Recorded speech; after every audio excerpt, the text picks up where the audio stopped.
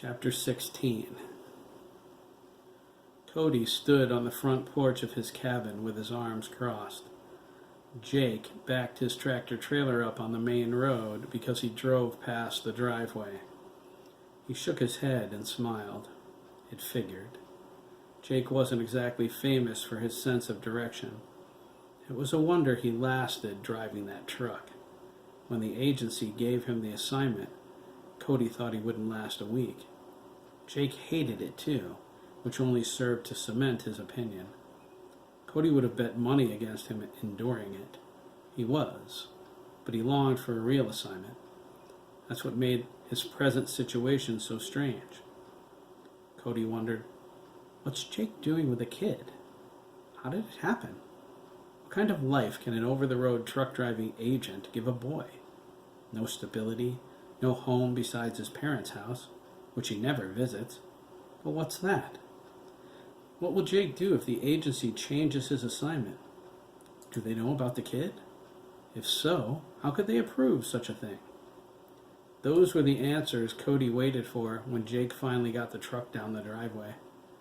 Inside the tractor, Jake said, "Nice to see he was thinking of me when he built this place." "What do you mean?" Oliver asked. He was bent over forward, tying his black leather Herman survivors. Jake pointed at the driveway. He noted how it traveled around in a large circle. "See how wide it is?" he asked. "It's designed so a truck can easily pass through it." "Ah, yes," Oliver said. "I understand." Jake pulled past the front porch to a long stretch of drive that put the rig out of the way. The cabin was 2 stories tall and colored with a deep brown stain. It looked plain in the noontime sun. Jake assumed Cody made it that way on purpose. He was a private man. An extravagant dwelling would draw too much attention. That wasn't Cody's style. The tractor faced the porch. Oliver looked at Cody, noting he was a tall African-American man, 6'1", with a thin frame, smooth, pampered skin, and several feminine mannerisms. His eyes were open and caring. He seemed startled, catching Oliver's searching gaze, but then he smiled and waved. Oliver smiled back. What a friendly guy, he thought, but would reserve final judgment until he sniffed him. If Cody smelled anything like Kevin Rossetti, Oliver was sleeping in the truck. Scent couldn't change regardless of perfumes and other camouflage, and it never lied. One sniff, and he would know everything he needed to know. Oliver was surprised more people didn't rely on this powerful sense. He did, more than any other, even sight, since looks could be deceiving. Jake pulled the brakes and shut down the rig. He was glad to be there, glad to see Cody, but he was exhausted from the long drive. All he wanted was some food, a bath, and a good day's sleep. He grabbed his bag and jumped down from the truck, determined to have just that. He pushed himself the night before to get to the cabin as fast as possible. He wondered if Cody can tell. Of course he can. Cody doesn't miss a trick. The bags under his eyes were a dead giveaway. Jake drove the last 50 miles on pure coffee power. They hit Oklahoma City yesterday morning. Oliver was fast asleep. Jake napped for 2 hours until the warehousemen arrived for work at 6 a.m. He checked to see what time they would unload his cargo. They said not until 8 o'clock in the evening. Oliver awoke at 11 after sleeping for 8 hours and prepared for his morning exercise routine. He intended to do it in the lot behind the building before running. Jake gave him money for the roach coach and retired to the sleeper compartment. Oliver woke him up at his requested time, 4 p.m., and they went to dinner in the warehouse cafeteria. They spent the day engaged in small talk, getting to know one another. Jake told Oliver about his family and Cody. Oliver told him about his pack brothers and reviewed a map of Illinois from a book Jake had in the cab. Later on, after watching the warehousemen work and sniffing a few of them, Oliver fell asleep on the bunk, while Jake was inside giving the paperwork to the warehouse supervisor. When Jake returned, it took him forever to move Oliver over. Not only did he weigh a ton, but he also slept like he was dead. Jake had a comical mental picture of a vampire, his arms crossed over his chest, lying in a coffin. Later, when the warehouse supervisor banged on the side of the sleeper compartment, Oliver woke first, instantly alert and on guard. Jake noted that. It seemed funny it was so hard to get him moved over, during which time he didn't budge or stir in any way, but a simple knock from a stranger brought him back to life so completely. It was another mystery. Jake wondered, is it some part of Oliver's training? Is his agency education more intense than mine? He frowned. There was too much he didn't know. He was uncomfortable with that handicap. Jake went over the speed limit a little, but they made the trip from Oklahoma City to the cabin in 8 hours. Oliver was only awake for the last 2. Jake wanted to let him sleep. His first day out of the complex was rather eventful. He figured the kid could use some extra shut-eye. Oliver, however, woke after exactly 8 hours of sleep again. He climbed out of the sleeper compartment, smiled at Jake, and got comfortable in the passenger seat. Jake was surprised he seemed so rested.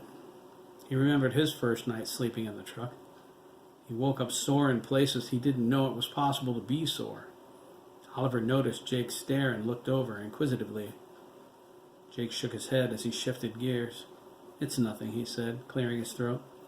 "You seem so rested." Oliver nodded, his expression reflective. "I slept pretty well." "On that hard mattress? Bouncing around all over the road?" Oliver shrugged. "I didn't notice."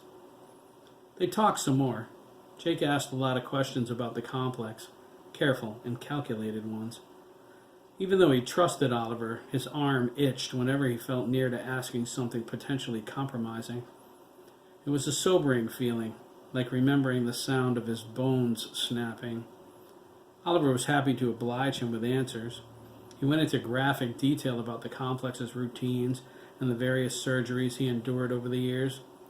Jake absorbed the knowledge.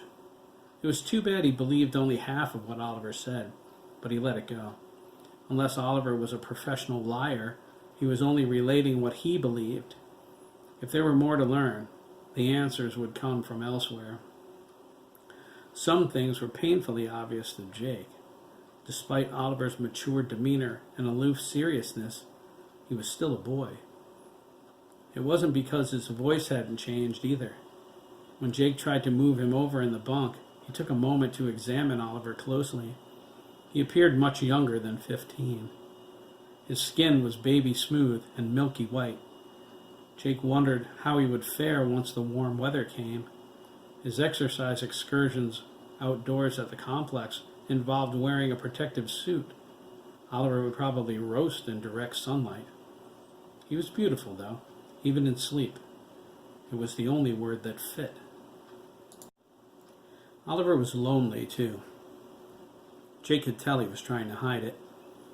There was a part of him that wanted Jake to be more than just a guardian. Jake was guessing, but wouldn't be surprised to learn how close to the truth he was. When Oliver talked about the complex, he knew Oliver wanted a father. It was clear from his answers. "Do you know who your real parents are?" Jake asked, changing lanes. "No," Oliver replied, a hint of sadness in his voice. "And I won't either." "You won't?" He shook his head. "None of us will. Dr. Meyer Brandis made that clear the few times we asked." "How is that?" Jake asked. Oliver looked out the front window, but he didn't see the road. He said, "They told our parents we died at birth. To reveal we were still alive would compromise the agency." Wait a minute, Jake thought. Wasn't Oliver abandoned at a hospital? No one saw his parents. He didn't mention that. He continued, "You want to know that?" Oliver shook his head. There was a hint of despair in his body language. "I can't afford to. I may never know what it's like to have real parents." He tried to keep his longings secret. Jake saw them clearly in the lost look in his eyes. Like every boy standing on the threshold of manhood, Oliver wanted to be loved. He wanted someone to hold him and cherish him. Part of Jake was frightened by the intensity of his emotions. Everything was happening so fast, and it fed his fear. He hid that fear as he rounded the front of the truck to face Cody, but he felt painfully transparent. "You made it!" Cody cried, shifting his weight onto one hip. He held his arms out to Jake. "I was beginning to worry." Oliver smiled at their embrace. It was warm and friendly. "About what, you old queen?" Jake asked. "I told you we'd be here." Cody stepped back and looked Jake over in a detached, scientific manner. "It's good to see you, Jake," he said. "Lose the beard. You look like a criminal." Oliver laughed. The sound made Cody and Jake laugh with him. It was sweet, innocent, its tone akin to wind chimes. "And you," Cody stated, placing his hands on Oliver's shoulders. "A hug for your Uncle Cody?" Oliver paused, unsure for a moment. Discreetly, he sniffed his uncle and smiled at the honesty he detected. His fear Cody's smell would mirror Kevin Rossetti's proved groundless. He was glad about that. Oliver nodded bashfully and set his bag down. When they embraced, he fell into Cody like a puzzle piece. Cody looked at Jake, confused and sympathetic. Jake only shrugged. Cody closed his eyes and hugged Oliver tightly. "It's okay," he whispered. "You're home now." Oliver softly replied, "Thank you," the barest hint of emotion in his voice. Cody leaned back, but held Oliver's shoulders, squeezing them. He sized him up and nodded his approval. "You're a charming young man," he remarked. "And solid, too. Do you work out?" "Yes," Oliver replied, his cheeks flushing. "Then you'll like my basement," Cody exclaimed, reaching over and opening the door. He bowed as if presenting them to the inside of a palace. "Please, come in." Oliver went in first, disappearing around the door jamb. Cody stopped Jake before he entered. "Where on earth did you find him?" he whispered. His eyes grew wide. "He's absolutely adorable." Jake leaned over to Cody's ear and replied, "And he can absolutely hear every word you're saying." "Really?" Cody asked, leaning back. He brought his hand to his chest. His expression was stunned. "Yes," Oliver replied, reappearing in the doorway. "Really." "You will explain this to me?" Cody snorted, raising an eyebrow at Jake. Jake nodded. It wasn't like he had a choice. The expression on Cody's face said at least that much. Cody moved to the side. Jake stepped in through the doorway and set his bag beneath a row of coat hooks shaped like crooked fingers. Jake assumed they were middle fingers. Same old Cody, he thought. Jake admired his friend. Socially, he was everything Jake wasn't. Cody did whatever he wanted, whenever he wanted, and it didn't matter who liked it.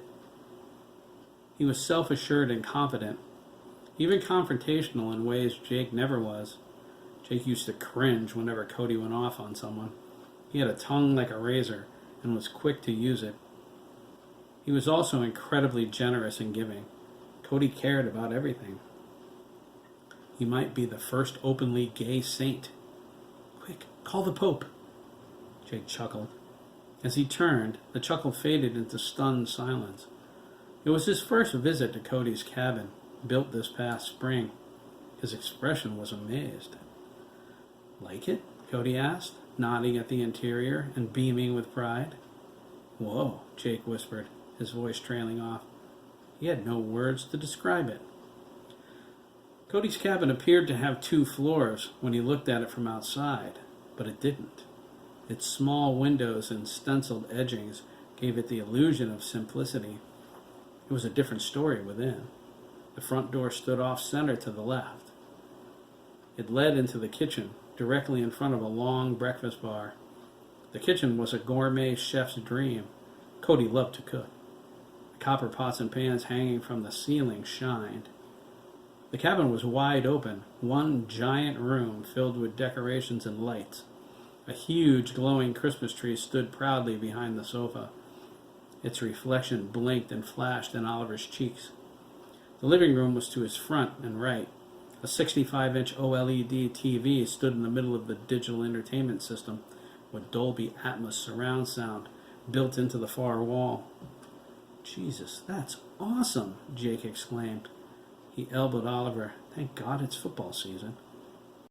"Can't wait," Oliver replied, his eyebrow raised. The upstairs consisted of 2 platforms, suspended from the ceiling by thick cables attached to the walls in either corner. They were the bedrooms, accessible by a small staircase between them that met a railed walkway connecting the 2. Behind the stairs, on the first floor, was a huge bathroom. Oliver stood in the middle of the living room, staring at the Christmas tree, but then the computer system on Cody's desk caught his eye. His expression became confused. Jake whirled around. "Oliver, can you believe this place?" Oliver nodded. "Yes, it's quite nice," he replied, frowning. "Mr. St. Germain? Please, call me Cody." "Cody," he said sheepishly. "This computer system, what is it?" "That," Cody proudly replied, placing his arm across Oliver's shoulders, "is my baby." "I've never seen one quite like it," Oliver said. "And you won't either," Cody smiled. "She's one of a kind." "Oh?" "I designed her," Cody beamed. "I did it for laughs. She's got a 2 terahertz processor, liquid-cooled, with 10 terabytes of hard drive space and a gig of RAM. I'm rather proud of her." Oliver crossed his arms. "Well, they make them bigger, but the configuration is unique. I wish Dr. McAllister could see this." "Rory McAllister?" Cody cried, his hand covering his chest. "You know him?" "Sure," Oliver replied. "Do you?" Cody stumbled back and sat down on his gray plush sofa. He fanned himself with a magazine. Jake came over with a beer and sat down next to him. "What's wrong?" he asked, taking a long sip. "Wrong?" Cody cried. "Your foster son is acquainted with the absolute god of computer science?" "McAllister?" Jake asked. He looked at Oliver, who nodded. He said, "Sure. Nice guy." "Jake!" Cody exclaimed. "What?" "Dr. Rory McAllister vanished out of the public spotlight 16 years ago. Laughed out of his last lecture for making some outrageous claims." "Like?" Jake asked curiously. Cody stood, shaking his head. "I don't even like to think about it. I was only a kid then, but the moral questions alone? Lord, have mercy." He turned to Oliver. "You're serious?" "Of course," Oliver replied. "I never lie." "Astounding," Cody said. "I would give my left arm to have lunch with him." He asked, "Where do you know him from?" Oliver said, "I'm sorry, that's classified." Cody started to understand what was going on. He should have seen this coming. "Good Lord, your agency?" Jake interrupted. "Can we discuss this later? I'm beat." Of course," Cody replied. He shook his head. "Where are my manners? You must be hungry, too." He stroked his chin, looking at Oliver. "I'll make breakfast." "Yes, breakfast." Cody went to the kitchen. Jake crooked his finger at Oliver and patted the couch next to him. Oliver sat, his eyes filled with bright green doubt. "Oops," he whispered. "Yeah," Jake agreed. "Oops. Better watch that. Didn't they teach you better?" Oliver frowned. "Yes, they did. I don't understand why I volunteered so much information." "You're a kid. You're allowed to make mistakes." "Am I?" he mused. His face creased with worry. "I wonder." Jake tilted his head up and locked his gaze with Oliver's. "Yes," he said with conviction, "you are." He gestured with his chin toward the kitchen. "Come on, let's watch the master at work. Cody can cook." That made Oliver feel better, but only slightly. They moved to the dining room table. Cody floated around the kitchen as if on strings. Oliver watched him with growing interest. It was the first time he ever saw a gay person in real life. As far as test subjects went, Cody was as stereotypical as they came. Oliver noted the distinct femininity of his movements, the conscious effort to dispel anything even remotely masculine. His scent was different from other men, too, other heterosexual men. Beneath his aftershave and the reek of the nair he used on his legs, there was something else. It was like a pheromone Oliver never detected before. He tried to classify it, but was frustrated to find he couldn't. There was a youth about the scent, a raw, animalistic excitement that begged further exploration. Are all gay people thus? He wondered. Oliver didn't know, but he knew he liked Cody, and the smell of his cooking caused him to salivate dramatically. Cody served Eggs Benedict 20 minutes later. As at Daisy's diner, Oliver ate like he never saw food before. He was finished almost before Jake and Cody got started. The taste was wonderful. He couldn't imagine why the complex's cuisine was so bland. Oliver had eggs before, but this was different. Cody's eggs came alive in his mouth and demanded he devour them before somebody else did. Not that anyone would steal his food, even though it felt that way. It was irrational, yet seemed completely normal to him. Jake retired to the upstairs guest platform when breakfast was over. He wanted to bathe, but after a beer and some food, his eyelids were too heavy. It would be just his luck to fall asleep in the tub and drown. Oliver was wide awake. He felt guilty eating before his daily workout. He watched television with Cody until his restlessness became apparent to his host. When Cody asked what was bothering him, Oliver gestured at the TV. "This seems like such a waste of time," he said.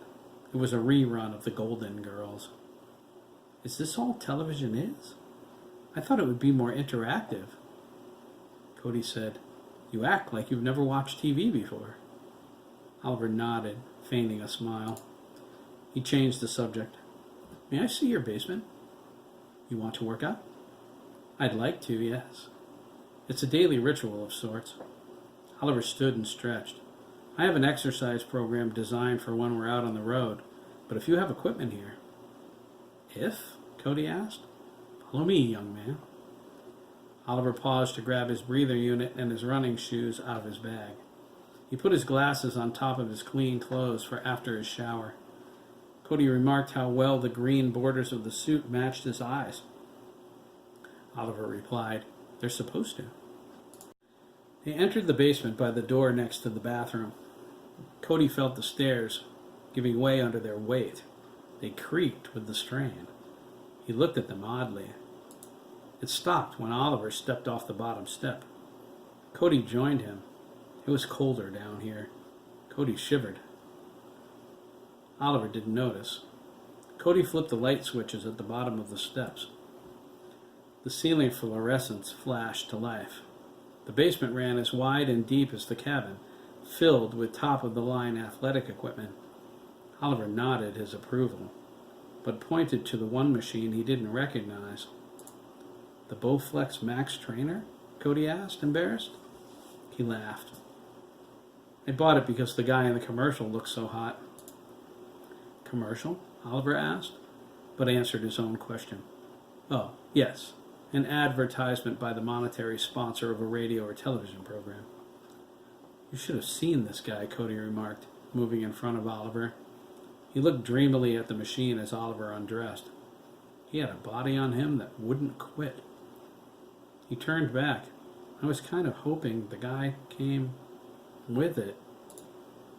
"Something wrong?" Oliver asked. "You're in fantastic shape," Cody gasped. "There isn't an ounce of fat on you." He fanned himself. "Who chiseled you out of granite, Mr. Greek god?" Oliver laughed and slipped into his breather. "Greek god? Hardly. My body fat percentage is 3. "I believe it," Cody said. "Lord have mercy, you're going to turn a lot of heads, young man." "Why would I want to do that?" Oliver asked. But again, he answered his own question. "Oh, as in people attracted to me?" "Yes, I've heard that." He thought of the diner waitresses. He smiled. Then he thought of Kevin Rossetti and frowned. He placed his dirty clothes at the bottom of the stairs. Cody said, "There's a workstation down here. Do you want music to work out to?" "That would be nice," Oliver replied. "Thank you." "Any particular style?" Oliver considered. He shook his head. "You choose." "Pop playlist, I think," Cody said. He sashayed over to the computer. "How long is your workout?" he asked, scrolling through his playlists. "An hour," Oliver replied, moving to the mat. "Then I'll run." Cody replied, "This is a good one." He hit play. The golden tones of Rue Paul exploded into the basement.